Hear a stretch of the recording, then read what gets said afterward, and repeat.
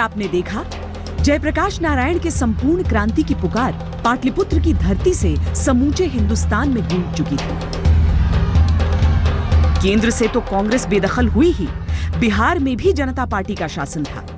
लेकिन सत्ता हासिल करने के बाद जनता पार्टी के भीतर भी दरारें दिखने लगी थी। 2 साल से कम वक्त में ही कर्पूरी ठाकुर की जगह रामसुंदर दास को बिहार का मुख्यमंत्री बना दिया गया था। लोगों की रोजमर्रा की जिंदगी में कोई सुधार नहीं हुआ था। राजनीतिक अस्थिरता और अनिश्चितता से जनता त्रस्त थी। अब आगे 1977 में जब केंद्र में जनता पार्टी की सरकार बनी तो उसने 9 कांग्रेस शासित राज्यों में राष्ट्रपति शासन लगा दिया था। 1980 में जब केंद्र में कांग्रेस की वापसी हुई तो उसने 9 गैर कांग्रेस शासित राज्यों में राष्ट्रपति शासन लगा दिया। इन राज्यों में बिहार भी शामिल था। जब बिहार में चुनाव हुए तो कांग्रेस ने बहुमत हासिल कर लिया। जगन्नाथ मिश्र मुख्यमंत्री बने।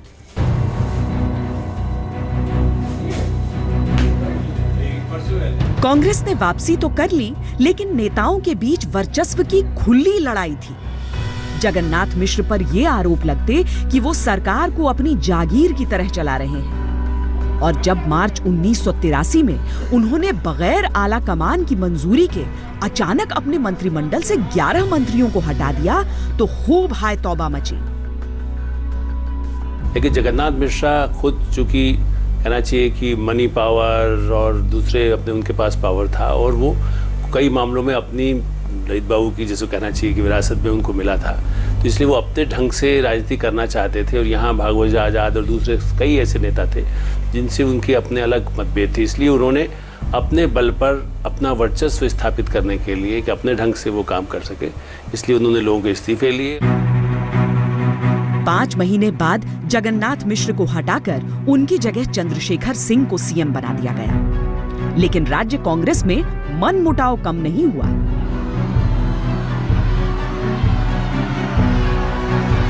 उधर केंद्र की राजनीति में भी बहुत कुछ चल रहा था।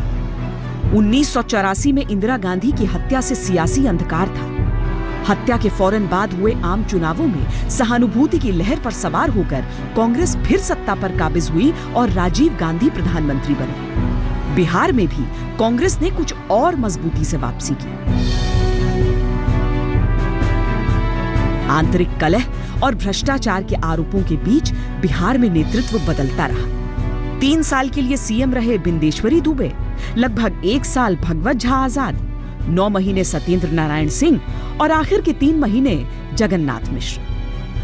इस बीच प्रदेश में विपक्ष की स्थिति भी बदल रही थी। कर्पूरी ठाकुर विपक्ष के नेता थे, लेकिन निर्विवाद नहीं। भीषण जातीय विभाजन की लकीरें कुछ ऐसी थी कि यादव नेताओं को कर्पूरी ठाकुर मंजूर नहीं थे। 1988 में जब कर्पूरी ठाकुर का निधन हुआ तो बिहार में विपक्ष की राजनीति की कोई धुरी ही नहीं थी। तब देवीलाल और शरद यादव ने लालू प्रसाद यादव का नाम तय किया।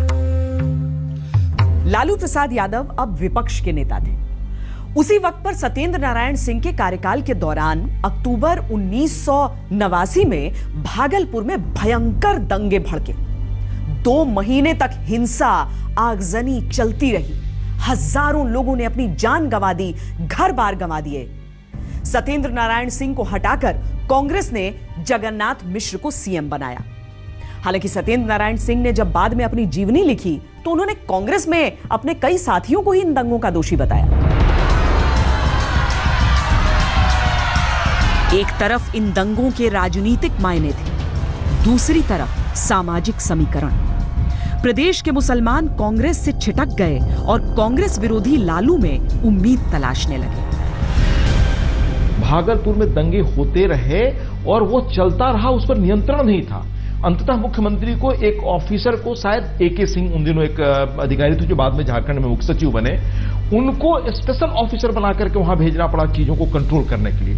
तब तक भागलपुर दंगे में काफी घटनाएं हो चुकी थी और उसका दाग इतना गहरा था, वह धब्बा इतना गहरा था, वह जख्म इतना प्रभावकारी था कि उसने कांग्रेस की बुनियाद हिला दी और कांग्रेस को खत्म कर दिया। भारत की बड़ी त्रासदियों में भागलपुर का नाम हमेशा शुमार होना चाहिए। इतनी मौतें बेवजह, इतने लोग बेघर हुए, जाड़े की वो रातें, जाड़े के वो दिन मुझे तो कभी नहीं भूलेंगे जब मैं गई थी वहाँ पर। तो कांग्रेस के खिलाफ लोग ज़रूर बोलते थे।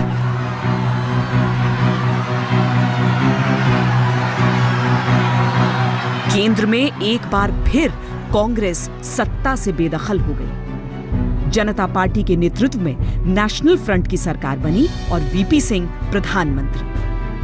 पीएम बनते ही उन्होंने मंडल कमीशन के आरक्षण संबंधित सिफारिशों को लागू करने का फैसला कर लिया। देश में मानो आग लग गई।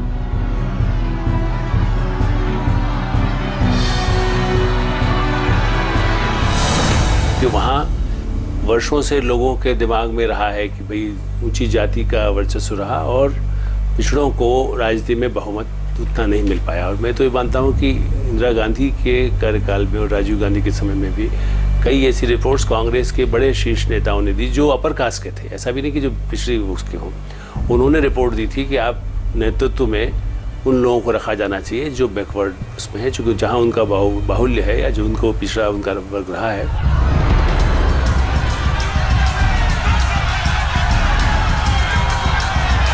बिहार ने इस दौर में अगड़ी और पिछड़ी जातियों के बीच भीषण खूनी संघर्ष देखा। यूं तो 72 के बाद से ही पिछड़ी जाति के विधायकों की संख्या बिहार विधानसभा में बढ़ने लगी थी, लेकिन 1990 में पहली दफा पिछड़ी जाति के विधायकों की संख्या अगड़ी जाति के विधायकों से अधिक हो गई। 121 सीटों के साथ जनता दल सबसे बड़े दल के रूप में उभरा तो कांग्रेस सिमट गई 71 सीटों पर। सीएम उम्मीदवार के तौर पर लालू यादव तत्कालीन उप प्रधानमंत्री देवीलाल के पसंद थे। वीपी सिंह रामसुंदर दास का समर्थन कर रहे थे तो चंद्रशेखर की पसंद थे रघुनाथ झा।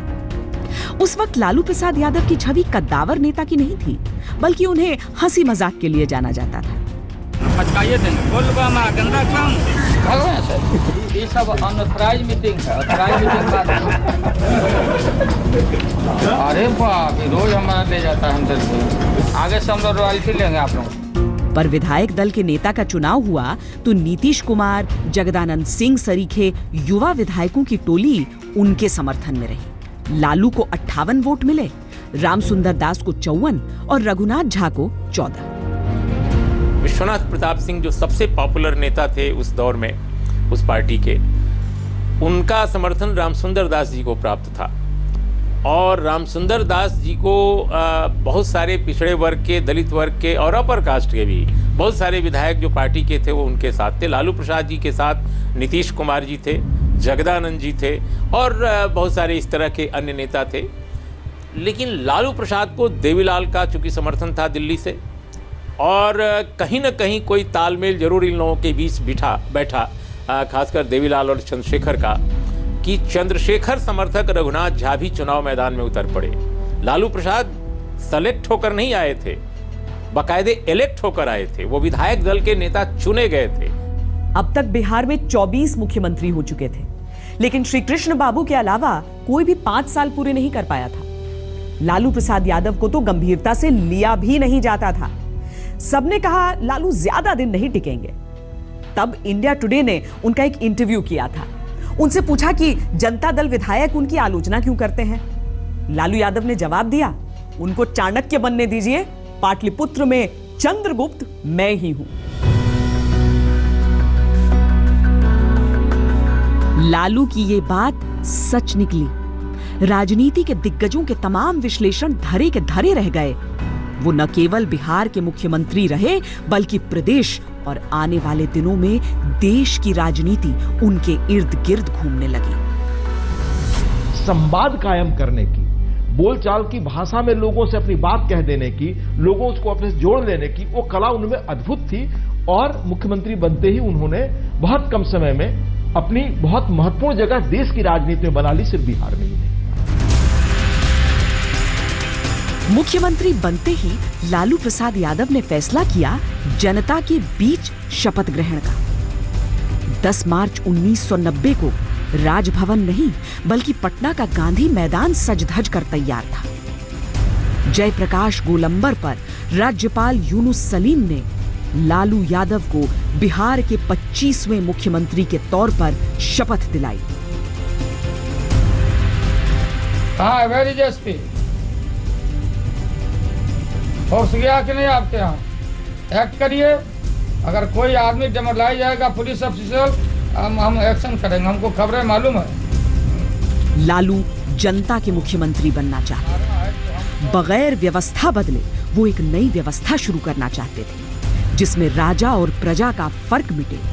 कम से कम संकेत तो यही मिल रहे थे। मुख्यमंत्री साफ करे तो मुख्यमंत्री शुरुआती दिनों में उन्होंने मुख्यमंत्री आवास जाने से इनकार कर दिया। वो वेटनरी कॉलेज कंपाउंड में वहां चपरासी के तौर पर काम कर रहे अपने भाई के एक कमरे के घर में रहा करते थे। उसी के बाहर मैदान में वो अपनी कैबिनेट मीटिंग भी लिया करते थे। उन दिनों भी देखा है कि वो अपने भाई के वो प्यून वाले क्वार्टर में वहां रहते थे और वहां से शेखपुरा के सड़क पर वो सुबह में टहलने जाते थे। वो हम लोगों का देखा हुआ है। तो मुझे नहीं लगता है कि वो सादगी वाला स्वभाव कोई रणनीति के तहत उनका था। वो उनका स्वाभाविक गुण था। धीरे धीरे जब आप सत्ता में होते हैं और सत्ता के साथ आपके ताकत बढ़ती है तो उसका एक सत्ता का स्वरूप भी दिखने लगता है। हाँ लीजिए मुकुंद, बता दीजिए, लीजिए जैन साहब बता दीजिए प्रोत्साहन नीति बताइए, लिखिए। हालांकि कुछ ही महीनों बाद लालू यादव को कामकाज के लिहाज से 1 बेडरूम घर में मुश्किलें आने लगी। वो सरकार द्वारा आवंटित सीएम आवास में शिफ्ट हो गए। फिर भी उन्होंने अपने आवास को जनता के लिए खुला रखा। घर के बाहर लॉन में लोग उनसे मिलने के लिए जुटा करते। नए सीएम में आम आदमी की झलक थी। सीएम बनने के बाद लालू का पहला फैसला था सड़कों से स्पीड ब्रेकर हटा देना। दरअसल ग्वाले जब दूध बेचने निकलते थे तो स्पीड ब्रेकर पर दूध छलक छलक कर बेकार हो जाता था। सुनने में यह सामान्य सा फैसला लालू की सियासत के कई रंग समेटे था। लालू एक ऐसा सपना थे जो बिहार में दबे पिछड़े वर्ग के लोग खुली आंखों से देख रहे थे। वो पिछड़ों के सत्ताधिकार के आक्रामक प्रतिनिधि थे। वो आम बिहारी के प्रतिनिधि थे। उनकी भाषा बोलते, उनके जैसा पहनावा रखते। लेकिन चंद महीनों में कुछ ऐसा होने वाला था जो राष्ट्रीय राजनीति में लालू की एक अलग जगह बनाने वाला था। मार्च 1990 में लालू प्रसाद यादव मुख्यमंत्री बने और उसी साल सितंबर में अयोध्या में राम मंदिर के निर्माण के लिए लाल कृष्ण आडवाणी रथ यात्रा पर निकले। उस वक्त केंद्र की वीपी सिंह सरकार को बीजेपी का बाहरी समर्थन हासिल था। कहते हैं लालू ने बिहार आने से पहले ही आडवाणी से मुलाकात की और कहा कि आप रथ यात्रा मत निकालिए, लेकिन आडवाणी नहीं माने।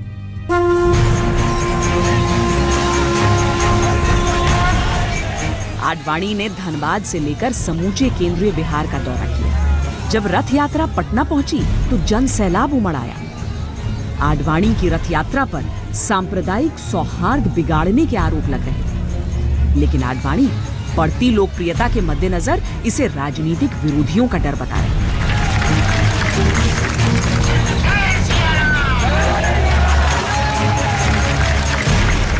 हमने परवाह नहीं किया। उस समय प्रेरित नहीं था ना आपको। जब उनका चरित्र परिलक्षित हुआ भारतीय जनता पार्टी का और ये रथ निकालने का काम हुआ और रथ निकाल करके बाबरी मस्जिद को शहादत देने की बात हुई और शिला पूजन की बात हुई तो मैं तो सरकार में था, हमने परवाह नहीं किया। एक जिस प्रकार से लाल कृष्ण आडवाणी जी की रथ यात्रा को देश भर में और बिहार यूपी में समर्थन मिल रहा था, उससे दोनों घबरा गए थे। मुलायम सिंह भी, लालू प्रसाद भी।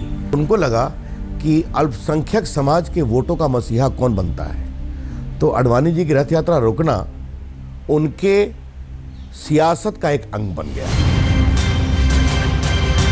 कहा जाता है उस वक्त प्रधानमंत्री वीपी सिंह यात्रा रोकने के पक्ष में नहीं थे, लेकिन लालू को अपने राज्य में इस रथ यात्रा पर कड़ा एतराज था। वो अब आडवाणी के रथ को रोकने की ठोस तैयारी कर चुके थे। आडवाणी जब तक पटना से समस्तीपुर के लिए रवाना हुए, तब तक समस्तीपुर में प्रशासनिक अमला गिरफ्तारी की तैयारी कर चुका था। कौन सा होता है हिंदू? क्या होता है हिंदू? हम भी हिंदू हैं। यह है जात और बिरादरी का देश है। यह है जात और बिरादरी का देश। We were anticipating it. They arrested us at about 3 o'clock at night, took us by helicopter to a distant place and kept us there. Advani ने इस फैसले में वीपी सिंह की मंजूरी देखी।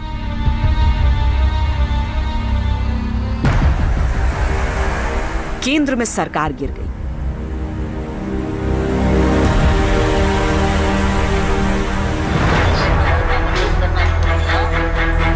लालू यादव इस बात पर कायम रहे कि रथ रोकना उनका अपना फैसला था। 30 अक्टूबर को उन्होंने सांप्रदायिक सौहार्द बनाए रखने के लिए 12 घंटे का सांकेतिक अनशन भी किया। ये भी सच है कि इसके बाद जब देश सांप्रदायिक दंगों की आग में जला, तो लालू के शासन में बिहार पर आंच तक नहीं आई।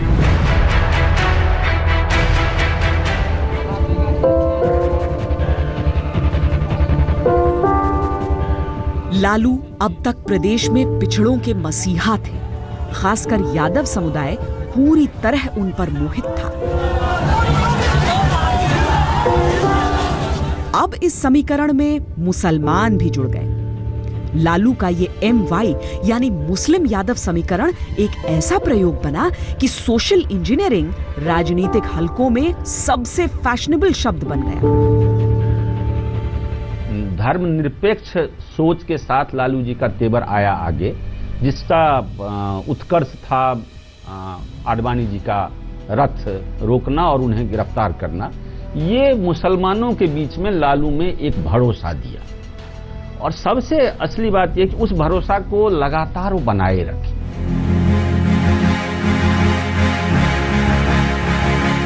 पर धीरे धीरे लालू की कार्यशैली में बदलाव आने लगा। सीएम बनने के पहले साल में उन्होंने साइकिल की सवारी की थी ताकि पेट्रोल भी बचे और गरीबों से उनका संपर्क भी बना रहे। पर अब साइकिल की जगह बुलेट प्रूफ कार ने ले ली। सरकारी आवास की आलोचना कर आलीशान मकान वो पहले ही ले चुके थे।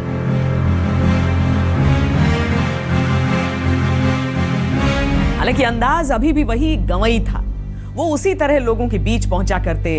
लालू नायक थे उस वर्ग के जिसके पास न कोई साधन था न कोई सपना था। दूर दूर के गांव से लोग आकर सिर्फ सीएम आवास की परिक्रमा करके चले जाते थे। लालू के शान में गीत कविताएं लिखी जाने लगी। लालू बिहार ही नहीं, समूचे देश में ब्रांड बन गए। लालू यादव जब मुख्यमंत्री बने, बहुत कुछ बदल गया। जनता दरबार लगने लगे, लोग फरियाद लेकर बड़ी संख्या में आते थे। सबका आवेदन लिया जाता था। कितने पर अमल होता था पता नहीं, लेकिन लालू के दर्शन कर लेना बहुत बड़ी बात थी। वो किसी को झिड़क देते, किसी का मजाक बना देते, किसी की बात संजीदगी से भी सुनते, लेकिन उनका अंदाज ऐसा था कि लोग मंत्र मुग्ध रहते। बिहार बिहार है, Bihar is a Bihar, and Bihar is a remote control of the nation.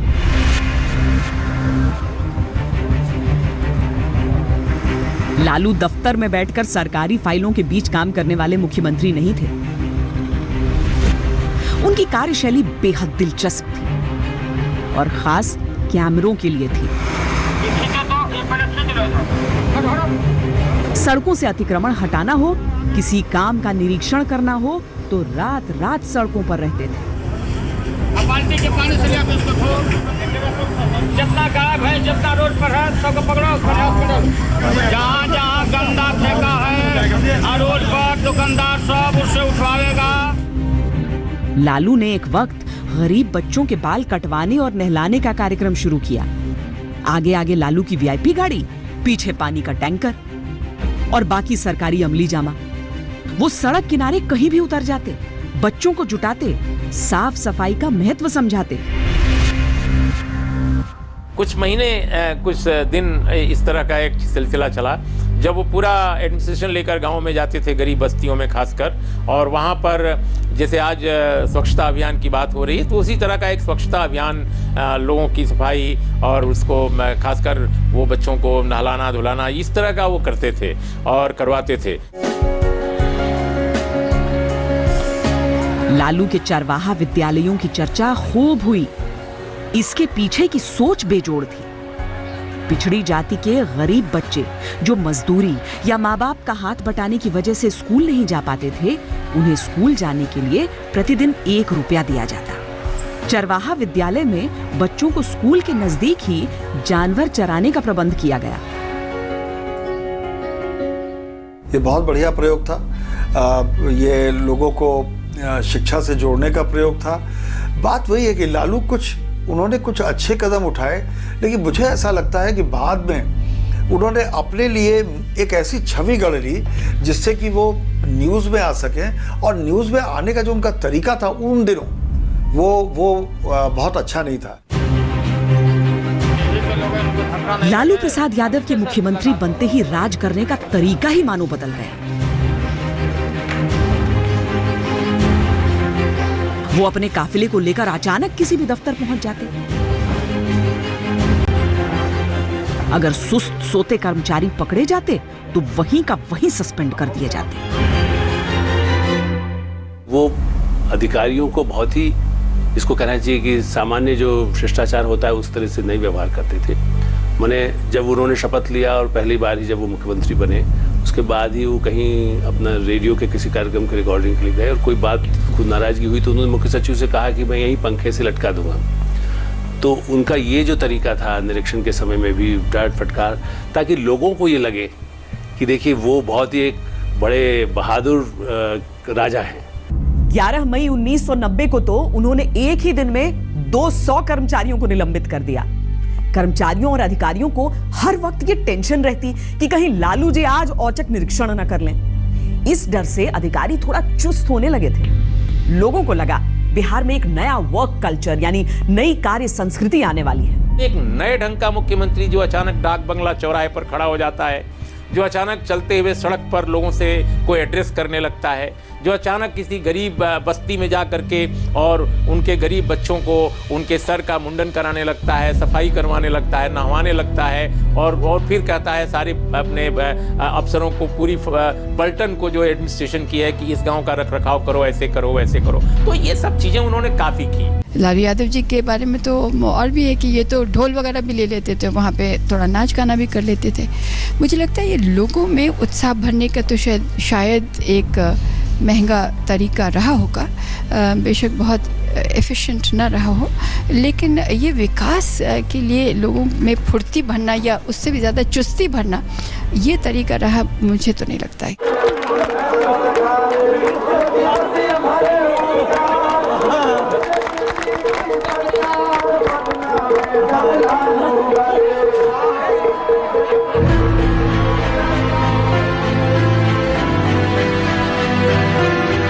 लोकप्रिय प्रयोगों और चटपटी शैली के साथ ही लालू यादव की चरण वंदना भी शुरू हो चुकी थी। किताबें लिखी गईं, कविताएं लिखी गईं।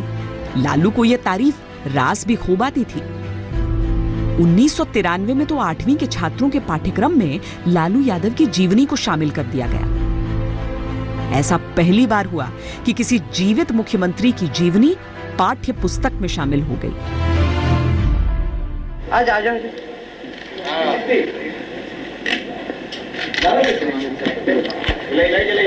Silence please. Start sound. Running. Camera. Clap.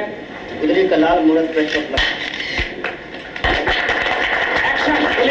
अधिकार के लिए शिक्षा, आर्थिक संपन्नता। इस महिमा मंडन के बीच लालू की वास्तविक लोकप्रियता भी बढ़ रही थी और उनके आलोचकों को उनका घमंड भी बढ़ता दिख रहा था। 1992 में जब सुप्रीम कोर्ट ने मंडल कमीशन के प्रस्तावित आरक्षण को मंजूरी दी तो लालू ने झट इस पर अमल किया। लेकिन इसका सबसे बड़ा फायदा यादवों को दिए जाने के कारण बाकी जातियों में असंतुष्टि फैलने लगी, खासकर कुर्मियों में।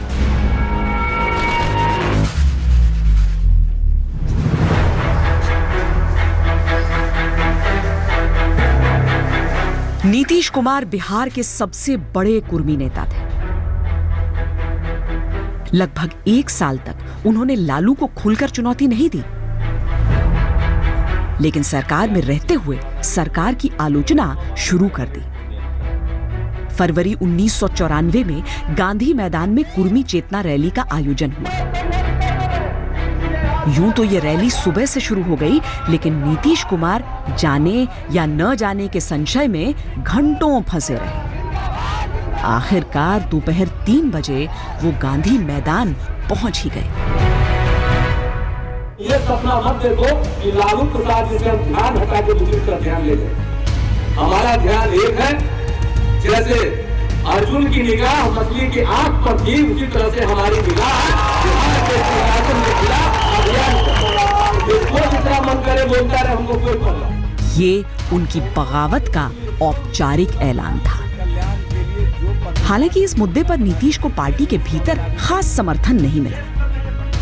2 महीने बाद उन्होंने जॉर्ज फर्नांडिस के साथ पार्टी छोड़कर जनता दल जॉर्ज का गठन कर लिया। चंद और नेता साथ आए तो अक्टूबर 1994 में पार्टी का नाम समता पार्टी कर दिया गया। अगले साल विधानसभा चुनाव होने थे और समता पार्टी लालू को मजबूत चुनौती देने के लिए तैयारी करने लगी। 1995 विधानसभा चुनाव प्रचार के दौरान नीतीश कुमार ने आर्थिक विकास का मुद्दा उठाया, भूखे पेट भरने की बात की। लालू यादव ऐसी कोई बात नहीं करते थे, वो सैद्धांतिक बातें करते थे, स्वाभिमान और स्वर की बातें करते थे, डरे सहमे दिमाग और पिछड़ों के गुस्से को हवा देते। लोगों ने दिल से सोचा, भावनाएं जीत गईं, लालू बहुमत से सत्ता में लौट आए।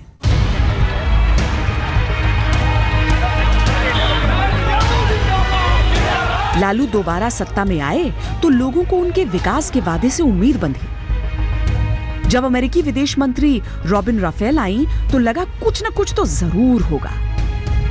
उद्योगपतियों से बैठकें शुरू हुई, लालू सिंगापुर, थाईलैंड की उड़ान भरने लगे, सत्तू अचार बांधकर अमेरिका भी हो आए।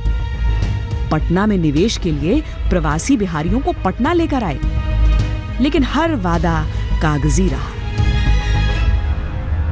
देखिए, लालू प्रसाद जी के पूरे स्वभाव में विकास नहीं है और वो शायद ईमानदारी से समझते थे कि विकास पढ़ाई शिक्षा से कुछ नहीं होता है।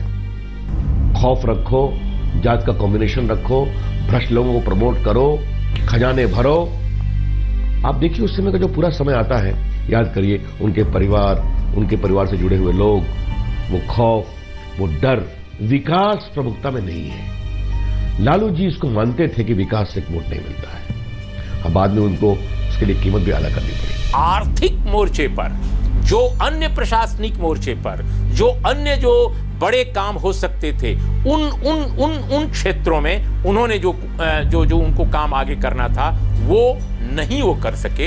एक जो बड़ा प्रोजेक्ट जो उन्होंने सक्सेसफुल उस दौर में उनकी सरकार, बल्कि उसके बाद में ही वो प्रोजेक्ट आया था, वो चल तो पहले से रहा था, लेकिन एक सक्सेस स्टोरी बाद के दिनों में जो दिखी वो सुधा डेयरी की थी। जो लोग मानते हैं कि उसमें जो जहाँ तक मुझे याद है उस दौर के एक अधिकारी थे जो आई थिंक बीके हल्दर साहब थे, जो उसके मैनेजिंग डायरेक्टर थे उस दौर में। तो वो एक अच्छी सक्सेस स्टोरी उस कार्यकाल में आई।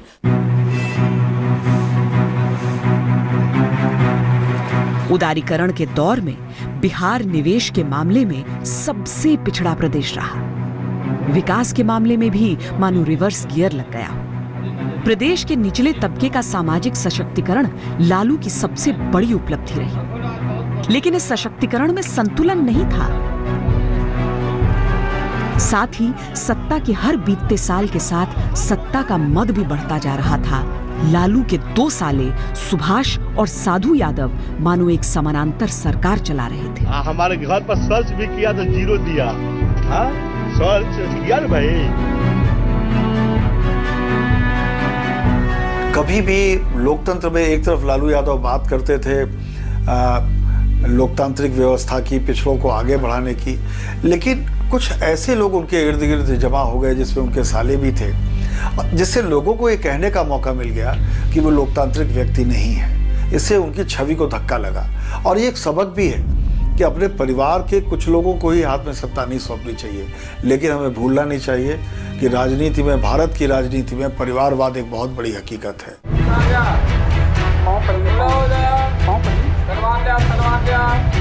लालू आलोचना से बेपरवाह थे। उनके ठेठ अंदाज से केवल बिहार में भीड़ नहीं जुटती थी, वो तो दिल्ली की मीडिया के डार्लिंग बन चुके थे। कभी 7 बेटियों और 2 बेटों के भरे पूरे परिवार को लालू शान से पेश करते। ये वाजपेयी जी हैं, ये देवगौड़ा जी हैं, देखो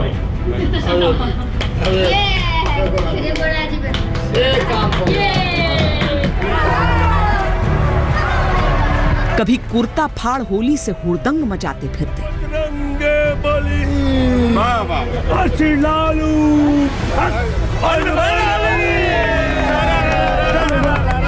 मीरगंज में मिल चला है डोंगा बड़ा भारी, काली बाबू मिल चलाया डोंगा गया खाली जी।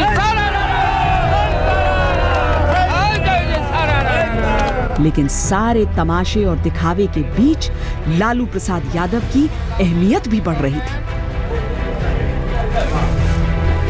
29 जनवरी 1996 को एसआर बोम्मई ने जनता दल अध्यक्ष के पद से इस्तीफा दिया तो लालू प्रसाद यादव जनता दल के अध्यक्ष बनाए गए। लालू प्रसाद यादव पाटलिपुत्र के किंग थे, पर अब केंद्र में वो बनने वाले थे किंग मेकर।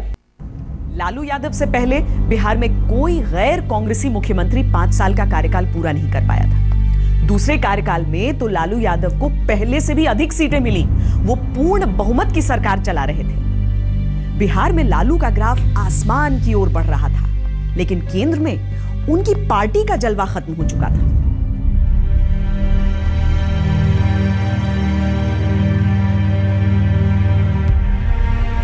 उन्नीस 1991 में ही कांग्रेस की वापसी हो गई थी। हालांकि 1996 आते आते एक बार फिर खिचड़ी स्थिति पैदा हो गई। मैं अटल बिहारी वाजपेयी की अगुवाई में एनडीए की सरकार बनी, लेकिन आंकड़ों के अभाव में 13 दिन में ही गिर गई। इसके बाद गैर कांग्रेसी, गैर एनडीए पार्टियां एक साथ यूनाइटेड फ्रंट के रूप में साथ आईं। यूनाइटेड फ्रंट में सबसे अधिक सीटें अगर किसी एक पार्टी की थी तो जनता दल। 46 सीटों के दम पर पीएम इसी पार्टी से आना था। एक तो लालू पार्टी के अध्यक्ष थे, उस पर 46 में से जनता दल को सबसे अधिक 22 सीटें बिहार से मिली थी, जहां लालू सीएम थे। लालू चाहते तो पीएम बन सकते थे, लेकिन उन्होंने चुना कर्नाटक के तत्कालीन मुख्यमंत्री एचडी देवेगौड़ा को। प्रधानमंत्री क्या बनेंगे? नहीं, हम नहीं है इसमें। I am the king maker.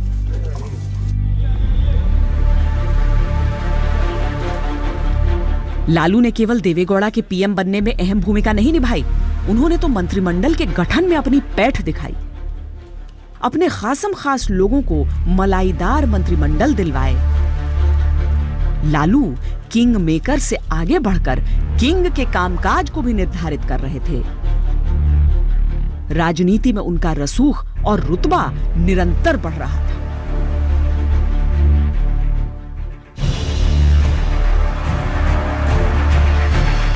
लेकिन जिस दौर में लालू यादव का दबदबा शिखर पर था, जिस दौर में उनकी शख्सियत आसमानी हो रही थी, उसी दौर में उनके ही बिहार की भूमि पर एक बड़ा विवाद जन्म ले रहा था। हर ओर अब चारा घोटाले की सुगबुगाहट शुरू हो चुकी थी और फुसफुसाहट लालू के नाम की भी थी। बिल्कुल ये सब बेबुनियाद मनगढ़ंत बातें हैं और ये सब चाल चलने नहीं दिया जाएगा लोगों को। करीब 1000 करोड़ के इस घोटाले का संबंध पशुपालन विभाग से था। लालू के भाई इसी विभाग में चपरासी थे। लालू शुरू से ही वेटनरी कॉलेज कंपाउंड में रहा करते थे, इसीलिए ये उनका जाना पहचाना विभाग था। लोगों का लक्ष्य एकमात्र था कि लालू यादव हट जाए, लालू यादव जेल चला जाए। हम जेल जाने को आज भी तैयार हैं। हमको जेल ले जाना चाहते ले जाएं। लालू की मुश्किल तब और बढ़ गई जब उनके छात्र आंदोलन के साथी शिवानंद तिवारी, सुशील मोदी, रविशंकर प्रसाद चारा घोटाले को लेकर मुखर हो गए और मामले को लेकर हाईकोर्ट का दरवाजा खटखटा दिया।